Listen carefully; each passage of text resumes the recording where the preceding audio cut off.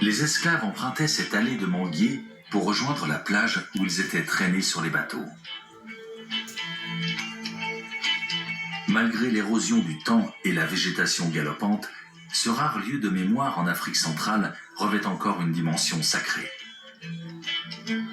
C'est sur ce site chargé d'histoire que se pratiquent toujours aujourd'hui les rites d'intronisation et de funérailles des seigneurs du royaume de Loango.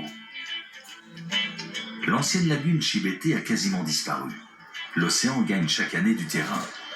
Les plages de la Pointe Indienne et de Kouilou rétrécissent à vue d'œil.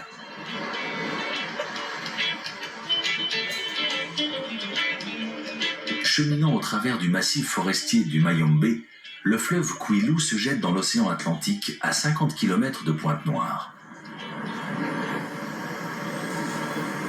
Née il y a un siècle pour satisfaire les besoins de l'empire colonial français, Pointe-Noire est aujourd'hui la deuxième ville du Congo.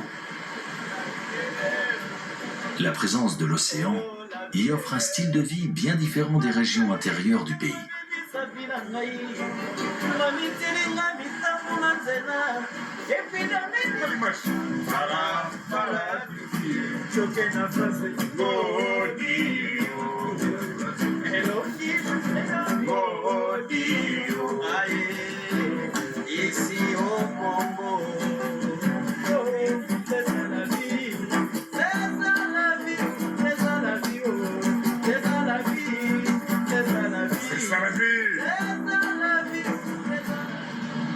La ville compte à ce jour plus d'1 million d'habitants.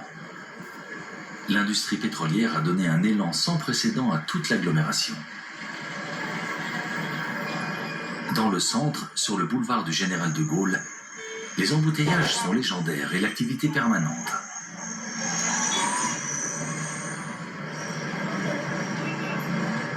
Autour du marché, taxis et transports collectifs se disputent les clients.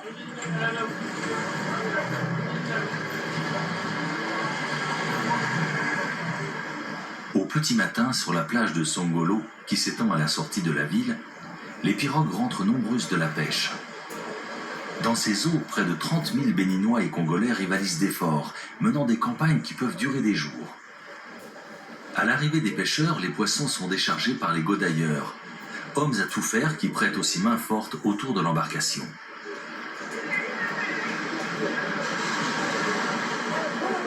Armés de chariots, les coromans aident quant à eux les femmes à transporter le poisson qu'elles viennent d'acheter.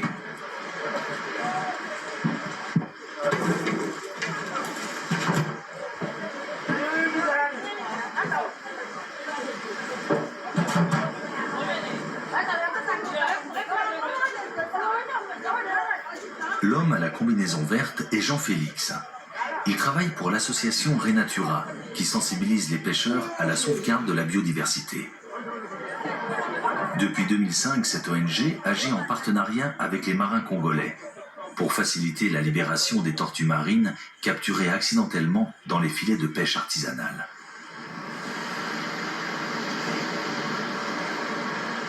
Mon travail consiste à dire aux pêcheurs que lorsqu'ils capturent une tortue, il faut la libérer. Moi, après, je viens le lendemain avec des bobines neuves qui leur permettront de réparer les filets.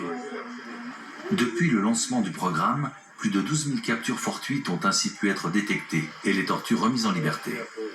Merci. Voilà, les bobines sont là. Il y a 4 bobines, oui, il y a 4.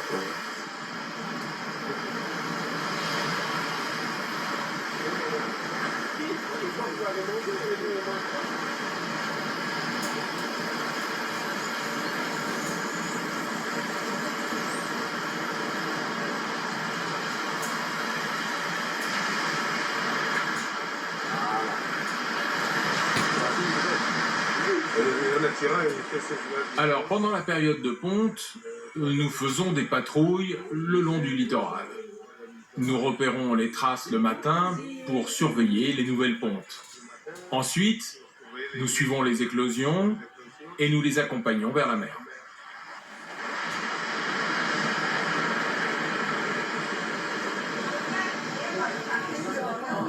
Déchargés, les poissons doivent encore être fumés en retrait de la plage.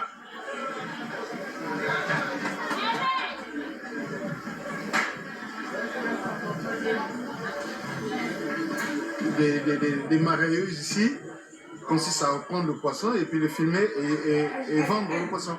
Parce qu'il faut le transformer avant de le manger. On ne peut pas manger le poisson cru. Hein? Il n'y a pas de conserverie, il n'y a pas de conserverie. Bon, même s'il y en a, mais c'est pas trop grand. Ça ne peut pas conserver tout le poisson qu'on pêche ici, donc on est obligé de le fumer.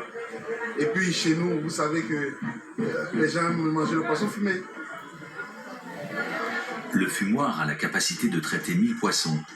Cette opération essentielle dure 2 jours.